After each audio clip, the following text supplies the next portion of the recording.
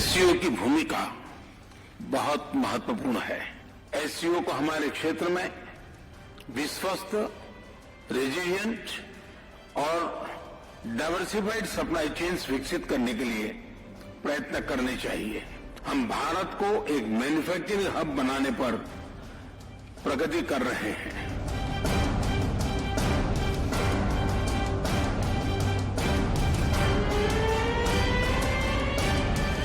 ऐसे भारत और रशिया के संबंध अनेक गुना बढ़े हैं। हम इन संबंधों को इसलिए भी महत्व देते हैं कि हम एक ऐसे मित्र रहे हैं जो पिछले कई दशकों से हर पल एक दूसरे के साथ रहे हैं।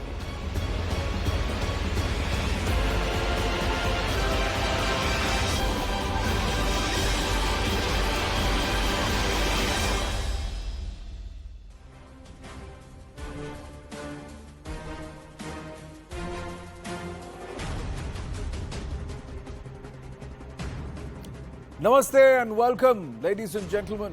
A day ahead of his 73rd birthday, or when he turns complete 72, Prime Minister Narendra Modi has taken the right stand for Bharat. And this Friday edition of the right stand, the top half will be dedicated to his India pitch, his Bharat pitch, and what he has said in his words, in his address. Not just hard selling India, ladies and gentlemen, but what he has done is also give very strong cues to nations who believe they can take Bharat lightly or that they can play a game or a narrative. When he says diversified supply chains, that means Central Asia needs to move away from China. Then he says our friendship with the Russians has been decades old. It's a message to the Americans. Don't think that you can work with us while you also help our enemies, that is Pakistan. Then he turns around and says SCO is the bedrock for stability and trade, and India is going to become a manufacturing hub. That is the message to these nations. Don't bother about the bully that trust us. Ladies and gentlemen, when the Chinese weaponizing of economy and trade through their RCEPs in this entire region came to the fore, and their debt trap diplomacy and their wolf warrior tactics, comprehensive national power, anything goes as far as our expansionist designs will come. The world wisened up to it. It moved from China plus one. Then it came ABC. Now they're talking ABC. That is anywhere but China. Here is our challenge as a country, and this is the challenge for our Prime Minister Narendra Modi, that this ABC, anywhere but China, has to become NBI, nowhere but India. At this SCO summit, Prime Minister Narendra Modi perhaps has laid the foundations of the India story in its Amrit Kal, that is the next 25 years. Because this time, he's not coming with a plan or a dream to make in India. He is going there saying that we are ready to manufacture in India. This is the hard sell, ladies and gentlemen, as Prime Minister addressed the SCO summit. Let's have a look at it. Focus on bringing diversified and resilient supply chain. This part, diversified and resilient, these words, choice of words, very important. When he says this, it means a lot, ladies and gentlemen. Better connectivity and access to transit is required. That means those who are trying to be hegemonistic with the borders, not opening up their roads and not giving access to nations for trade, it's a message to them, especially the landlocked Central Asian countries. They have to now exert pressure. They can't overtly be bullied by China. Message to Russia, message to China, message to Pakistan. Support, mutual trust, cooperation among the SCO countries. SCO can play a constructive role in the post-COVID era.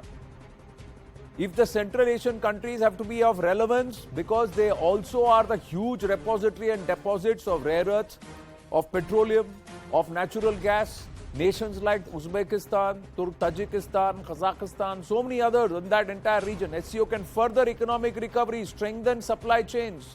That's the India pitch. Look at India as a new manufacturing and supply hub, and let's try and improve logistics and coordination. New India, a big presence, rising economic powerhouse. That's what he has turned around and said. World's fastest growing economy, 13.5% GDP growth in Q1 FY23. Numbers. Of course, consumer market, a $1 trillion investment opportunity is what he's turned around and said. On track to become a $5 trillion market. And of course, symbol of responsible, secure, strong, global voice against terror.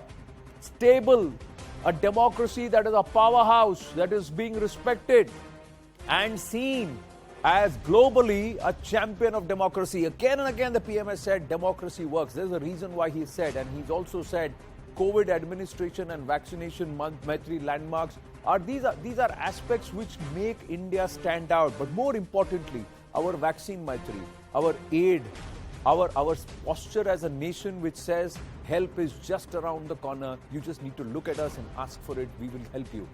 That aspect, he's walked the talk. We as a country have walked the talk with Maldives. We've done it with Sri Lanka. We've done it with Afghanistan. We have done it with nations who were struggling to get vaccines, and we sent out more than 6.5 crore vaccines at a time when every other nation was busy hoarding those vaccines. Those hoarders have not yet been able to vaccinate their population even once. We, who are giving it out to everyone, have vaccinated our eligible population twice, at least. Plus the boosters are available. So is India the world's most trusted ally, and has Prime Minister Narendra Modi made that pitch? And has he hinged these not on geopolitical aspects, not on security and terror, but on the bedrock of economy, on tourism, on medical help, and of course, pushing India as a medical hub? These are all plans which are happening locally too, and he's pushed that at SCO, in that market, in that region. Sanju Verma, national spokesperson of the BJP, is with us this evening. We also have Professor Brahmachalani and Dr. Tarakarta. Namaste, thank you very, very much. Professor Brahmachalani, Prime Minister Narendra Modi making the pitch, the choice of words important given the nature of the grouping and the kind of leaders who are present there. Do you believe that we could have taken away a little more? Do you believe that PM should have perhaps looked at engaging with Xi Jinping? Or do you believe that we have set the tone right and been very balanced in our approach? India must proceed on the basis of hard-nosed pragmatism, not oozing zealousness, gushy expectations, or self-deluding hype. India has paid heavy costs for being overzealous in the past. India has rushed to believe what it wanted to believe. Consequently, India is the only known country in history repeatedly tried betrayal, not by friends, but by adversaries in whom it chose to repose its trust. A classic example was Nehru's famous words in 1962, that China had returned, quote unquote, evil for good. Or take the example of 1999 when Vajpayee publicly informed that his pass to Lahore had been hijacked and taken into Kargil. Now, we don't want to repeat history in that manner. And I think hard-nosed realism is the right approach. We need to understand the limitations of SCO. The SCO may have some symbolic value for India, but India is the only established democracy in the Shanghai Cooperation Organization. Yes. Without India, it's a club of autocracies, right? So India lends respectability to the SCO. Without India, the West would ridicule the SCO as a autocratic club. So given that reality, given the fact that India is, stands alone as an established democracy in the SCO, it's good that Prime Minister Modi underscored India's role and importance as a democracy. And I think that message needed to be conveyed, because even if you are with autocrats, you need to tell them that India is different. And I think that message had to be sent. Quite the tightrope walk, Dr. Tarakarta, because you have had an engagement with Russia, you've had an engagement with Iran, but you've kept a distance from Pakistan. a very, very cold approach as far as Xi Jinping and China is concerned. So gone are the days of the jhula and the warm welcome, either ways, Wuhan or be it Mahabalipuram. Now it's a very pragmatic approach. If you look at that photo opportunity where both leaders were standing next to each other, it's very similar postures that we are open, we are unafraid, but we're not leaning towards either. We're going to take our positions. Very similar postures both PM Modi and Xi Jinping have adopted.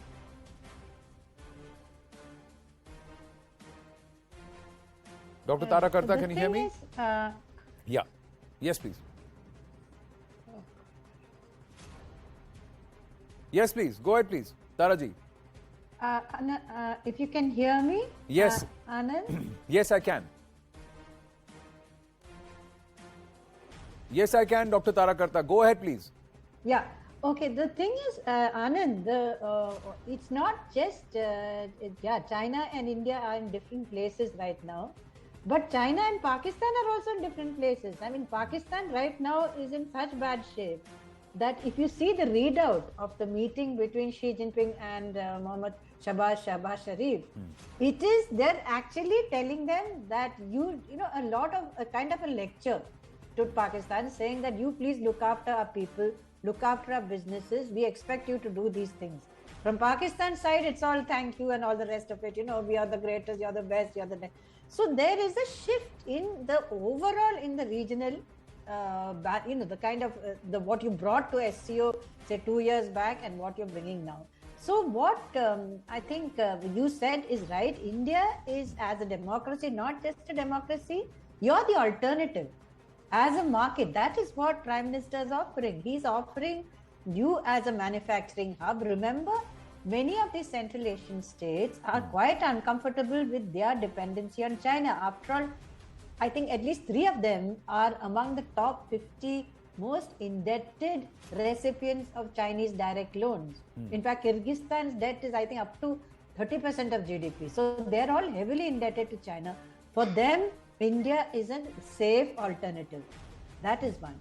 For us, the thing is that while I wouldn't say that Central Asia is the marketing hub of the universe, it is not.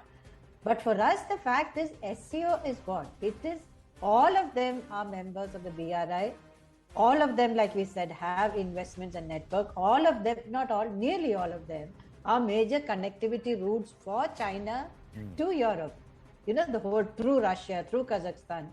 So we are again stressing connectivity. So in going forward, I think MEA, I think the ministry has done an excellent job in trying to figure out how best do we work this into our priorities, even while keeping our hand in, because you have to keep your hand in this grouping. This is a hugely China-dominated grouping. There's no 2 ways about it. But like you said, bringing India in gives the grouping a certain amount of stability, because we are one of the largest democracies, largest markets in the region. I think that's why it's a kind of fitting in of what the SCO is and of what we want from the SCO. The aspect of the words that choice of words, the angle where he's worked. I'm coming to you, Sanjuji. He's not used terror. He did not talk about strategy. There was no talk about war, conflict, nothing. What did he speak about? What would actually matter to these nations in Central Asia and where nobody can fight India? That is one, medical tourism, medical help, medical coordination, trade, economics. Let's work on economics, let's work together, and that we are ready to manufacture and supply. So he's actually hit that raw nerve where everybody wants to engage because they all want business. Nobody will say no to business. And everybody is emerging out of this in this post-COVID era, struggling to get back and get their economy back on track. And they're seeing the India model where India is continuing to grow. We are continuing to push forward. We also have a national logistics policy coming in, which the Prime Minister is going to inaugurate tomorrow evening at 5:30. But Sanju Verma ji, somewhere the big headline is missing. Somewhere India is also dependent on Russia. That conversation which Prime Minister had with Vladimir Putin, he said, I'm looking at fuel security. We are going to focus. Russia is an old friend. But before he left for SCO, he said America is a very important strategic partner. So is he telling the Americans don't give the upgrade of F-16s to the Pakistanis? Or is he telling the Russians that we need more of the S-400s? You know, Anand, I think what makes this SCO meet quite unique is the fact that it is the first one that we will be having in person after the last one that was held in 2019 at Bishkek. It is the first SCO summit where Xi Jinping and Prime Minister Modi have actually got an opportunity to thrash out many issues post the Galwan fallout in 2020. This is also the first time that you have Iran now, which will be formally made a part of the SCO. I very quickly want to highlight one thing which Prime Minister Modi has reinforced. I think the phrase that he used about building reliable, resilient and diversified supply chains. I think for me that is the big takeaway, because Anand, don't forget, we are living in a post-COVID world where the two black swan events that have affected virtually every stakeholder globally are of course the pandemic and the Russia-Ukraine conflict, which is currently still on. So I think for the Prime Minister to focus on getting back supply chains on track and speaking at length about food and energy security is very important, Anand, because don't forget, it's not just India. In fact, I think the Modi government has done a commendable job in reining in, especially food inflation. Globally, food prices, be it wheat, corn, sunflower, soya bean prices have shot up. Because we clamped down on exports. 40% year on year. We've clamped down on exports. Just take 20 seconds. No, please, I'm talking to you only. 20 seconds. I'm just saying we have clamped down on exports. We've tried to restrict the exports so that we can maintain the internal supplies. And of course, the moment the export clampdown happened, prices of rice, wheat, oil, all of them came down. That's also a reality. But here, when you talk about diversified supply chains, Sanjuji, you are going to work. You are working with nations like Iran. Chabar port atka hua hai. You want to get it done, but Iran I'm is. just coming to that, Okay. May I just take 20 seconds? Okay. So A, Prime Minister's focus on food and energy security. B, the Prime Minister on this platform and elsewhere as well, he has made it categorically very clear that while we did not openly support the aggression against Ukraine, we are not going to pull back in terms of oil imports from Russia. More so given that Russia is the third largest oil producer in the world, produces more than 12% of the world's crude oil. Also, Ukraine is very important. Russia and Ukraine together account for more than 25.4% of the world's total wheat exports. What I'm trying to say is that in the kind of tumultuous scenario that almost every stakeholder finds itself in, India, I think, has managed to de-hyphenate its interests and balanced out things between the need to have a strategic partnership with the US on one hand, and at the same time ensure that there is always a concurrent dialogue with China and Russia. So I think we've done this balancing bit fairly well, and I think Iran coming into SCO will help us in a big way, Anand. Don't forget the Turkmenistan, Afghanistan, Pakistan, Afghanistan line has been hanging fire for a while. Don't forget that the international north-south trade corridor called the INSTC, which basically was to, give a push to trade between India, Iran and Uzbekistan. That has also been hanging fire for a while. So I think with Iran's entry, these two large projects will get that much needed boost, which I think will get supply chains back on track for a large part of Central Asia as well. My larger point is that the Prime Minister very strategically has made this pitch, Brahma Chalani ji, but Professor Saab, will it actually yield? Because Iran doesn't seem to be leaning towards India as far as the Chabar port or even engaging directly with us is concerned. It seems to be increasingly going into that grouping of Turkey, China, Pakistan.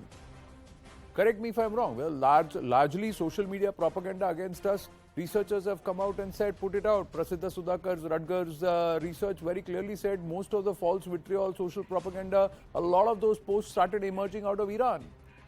There is a narrative even vis-a-vis Afghanistan is concerned.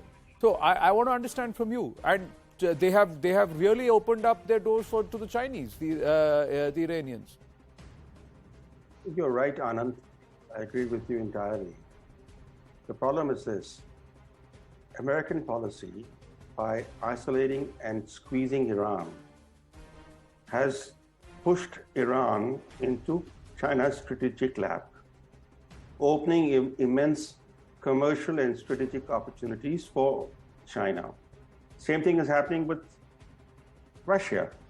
Western policy is pushing a reluctant Russia closer to China and enabling China to build an energy security net and to boost its economic and military power with important implications for India.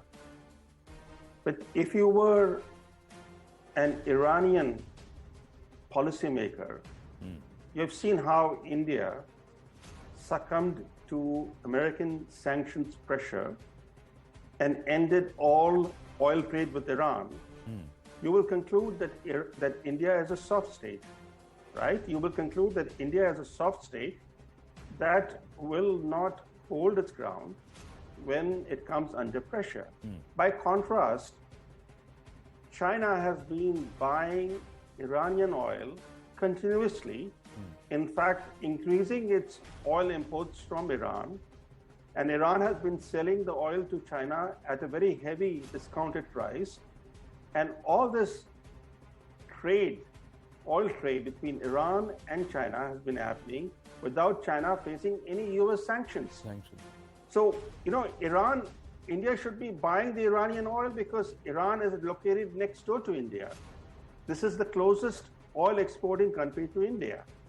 So we shouldn't entirely blame Iran. But if you look at the bigger picture, the thing is there is a global divide which has emerged. There's a China-Russia axis, and China also has an axis with Pakistan and the Taliban. And so this particular axis, the dual axis scenario that we are seeing with the Western camp on the other side, India is trying to play the balancing act. But the problem is that the SCO actually symbolizes not just the Russia-China axis, it also symbolizes the China-Pakistan axis. Yes. And next year when India hosts the SCO summit, that would be such a diplomatic tight walk for India, because hosting autocratic leaders who believe that the SCO is an anti-Western alliance, when India is perceived to be pro-West, how do you play the host in such a scenario? That's going to be diplomatically tricky. Well, but I think if you look, if I could just make one other point, which is that on China, India and China, and I think that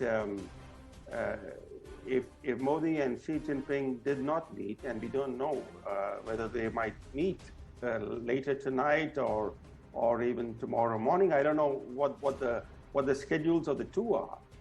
The fact is that India cannot expect any respite in Chinese military pressure. Yeah. That pressure has been increasing. That pressure is going to get more intense because we have seen new Chinese warfare infrastructure coming up in the Himalayas. And we're also seeing how China's using its favorite negotiating strategies, including stalling tactics, deception, holding drawn out negotiations to test the limits of India and to tire out India, and then to impose its demands on India. And we've seen how these four buffers have come up. These four buffers in Ladakh have come up largely on Indian territory. Right. And so all these issues, they have such important implications for India going forward. So that is something which, as you outline, I think Prime Minister Narendra Modi and the think tank is well aware that these remain the challenges. The last time I was speaking to Ambassador Parthasarathi in the evening, and he said the last time there was this entire issue, Chinese took 6 years to pull out. So that's the time frame that they will do. So they will sweat the opponent. But we have our challenges. Sanjuji, you wanted to respond. See, if yes. we buckled under American pressure, and didn't buy from Iran, we fought back and stared back at them, and we continue to buy from Russia. But we must be able to assert ourselves that if an America can upgrade the F-16s for Pakistan, India should be able to look at its fuel security and buy from Iran. So that shift, will it happen? We have to wait and watch. What will the ripples be? We'll have to understand. Sanjuji, and then I'll go back to Tara Kartaji. Yeah.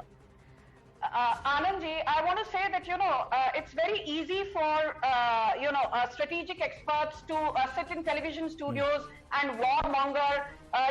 It's very easy to say that India is a soft state. I remember that just a couple of months back, in the 2+2 ministerial dialogue, which had, S. Jaishankar, our foreign minister, Rajnath Singh, our defense minister, Secretary of State, Tony Blinken, and Defense Secretary Lloyd Austin of the US.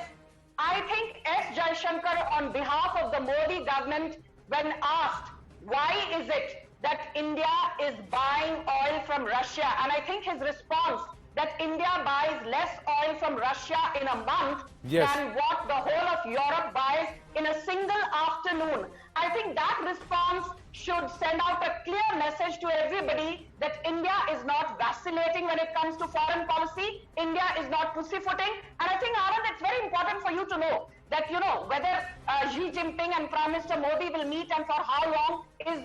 no, they won't meet because the PM is on his way back. The PM is going to come back. He's not staying over tonight. He's going to come back. Anand, let me just finish. Yeah. Please. I'm not talking of this meeting, but please remember that there is a talk that India will be hosting on the 4th of October, the RAC Summit, which is the regional anti-terrorist structure. And Xi Jinping has categorically said that he will extend all cooperation in India assuming chairmanship of SCO, because remember, the next meeting is going to be held in New Delhi in 2023. The G20 meeting will also be held under the aegis of India in 2023 on the 9th and 10th of September. The point I'm trying to make is for India to consistently say we will not be a part of the BRI, where I remember every strategic expert said, not joining the BRI is going to harm India's economic interests. Whereas now, in hindsight, I think that was the smartest decision the Modi government made, because look at what the BRI has done to a country like Pakistan. The Peshawar Trans Corridor in terms of railway line lies in shambles. And Sri Lanka has I agree, but the fact is that just as there is a shift in the posture, just as we have, and I said this very clearly, that we said that we will continue to buy from oil from Russia because fuel security is paramount for us.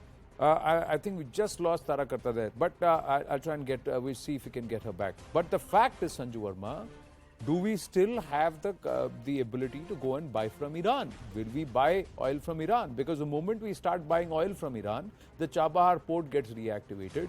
The Iran, Turkmenistan, that entire line which is still lying in abeyance starts functioning. Once again, the axis will shift. Iran's position vis-a-vis Pakistan, vis-a-vis Turkey and India, there will be a shift, because it's all economics at the end of the day. At the end of the day, it's economic. If you want to build a supply chain, will Uzbekistan, how will you take that road? Because the Pakistanis have given that territory to the Chinese. The Chinese are almost as close to Skardu now, with the Chinese forces with boots on ground in Skardu. Anand, let me tell you one thing, that, when you talk so much about, and rightfully so, about what all China has done, let's be very clear, which nobody wants to discuss. Today, the Chinese economy is really grinding to a halt. The quarterly GDP growth was barely 0.4%. Let's be also very clear that producer price inflation in China has shot through the roof. Let's also be very clear that after Nancy Pelosi's visit to Taiwan, the Taiwan, China, US, India nexus, that has come under the scanner, where I think India is at a competitive advantage. So it's not all green cards for China. No, I agree. It's not that the Chinese are having a great time, but the fact is that makes them all the more dangerous. And that's where anything can upset the apple cart for India. So it's huge number of challenges. The Prime Minister has had a very, very tightrope walk to walk, and he has done. But the challenges remain, and it will spill over, because Bilawal Bhutto again has said that whether or not we will be coming to India the next year if India has got the presidentship, we have to wait and watch. Not that it matters to us, not that a Bilawal Bhutto's presence or a Shahbaz Sharif's presence for us is important, but it will be important for other countries to see how we manage that. So that's where the tight, and within the next year, what we are able to do is important. More importantly, we have to walk the talk that we are indeed a trustworthy supply chain network. We are indeed a place where people can come in, set up shop and start doing business just like they were able to do it in China. And in a much better, safer, perhaps far more democratic environment. That's where the challenges are. I have to wind up. We just got Tarakarta back, so I'm going to stretch this just by another 2 minutes to get one final word with Dr. Tarakarta, and then I'll wind up. Yes, Dr. Tarakarta, what do you think will be our biggest challenges as we assume the presidentship of SCO? Yeah, our biggest challenge is, Anand, what Prime Minister Modi talked about is transit. I mean, that is a priority for us. But the challenge is Pakistan. You know, unless China can lean on Pakistan for its own interests, lean on Pakistan to get this transit through and then to Central Asia, that is not going to work. Iran, like you very correctly said, has been lagging all the time. So our best bet for China, best bet for Pakistan, best bet for us is to make Pakistan a transit corridor. That is what shall I say, that is the way to go, but it's also the biggest challenge. Yeah, but not just a challenge. That means the moment Pakistan agrees, if the Pakistanis see it, they then have the huge strategic advantage. Because not really. They will. Eventually, that's how the Pakistanis will think. If they think that way, chor dimag aise hi sochega ki ek baar sadko pe aana shuru ho gaye, then you will be dependent upon us. So you have to get Pakistan into a place where they are bound by so tightly that they cannot perhaps break away and perhaps bite at the leash itself. We'll have to see how that pans out. For the moment, thank you very much. I have to wind up, ladies and gentlemen. We're going to take a very short break. When we come back, we have Salvatore Babonich, an American-born Australia professor who's teaching in Australia, applying his wares in Australia, but he's made some very interesting observations about and fact-check the data watchers, democracy watchers. He's fact-checked the democracy watchers like WeDem, like Freedom House and EIU, saying, why is it that you are being economical with the facts and deliberately portraying a false narrative or a skewed narrative about India? Do these outfits owe an apology to India at 75? He makes a very, very strong case. We speak to him when we come back. Stay with us.